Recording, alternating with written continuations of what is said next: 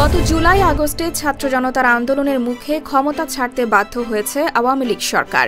এই আন্দোলনে শহীদ হয়েছেন অসংখ্য শিক্ষার্থী। তাদের মধ্যে আলোচিত দুটি নাম আবু সাঈদ ও মুগ্ধ। তাই আসন্ন বিপিএলকে কেন্দ্র করে এই দুই শহীদকে বিশেষভাবে স্মরণ করেছে বাংলাদেশ ক্রিকেট বোর্ড বিসিবি। গত 16 জুলাই কোটা সংস্কার আন্দোলন চলাকালে বাংলাদেশে যে 6 জন নিহত হয়েছেন তাদেরই অন্যতম হচ্ছেন আবু সাঈদ। সামাজিক যোগাযোগ মাধ্যম ফেসবুকে ছড়িয়ে পড়া ভিডিওতে দেখা যায় যে পুলিশের তাক করা অস্ত্রের সামনে সাঈদ পাখি ডানার মতো হাত দুটি উঁচিয়ে বুক পেতে দাঁড়িয়ে রয়েছেন। পুলিশের বুলেটের সামনে দাঁড়িয়ে আবু সাঈদের এই সাহস দেখানোর পরে আন্দোলনের মোড় ঘুরে যায়। তাই বিপিএল এর মাস্কট তৈরি করা হয়েছে আবু সাঈদকে স্মরণ করে, যার নাম দেওয়া হয়েছে ডানা 36।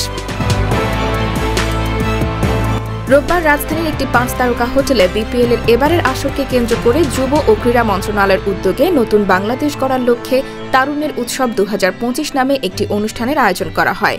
সেখানে উন্মোচন করা হয় বিপিএল 2025-এর মাস্কট। সেখানে এই ঘোষণা দেন বিসিবি সভাপতি ফারুক আহমেদ।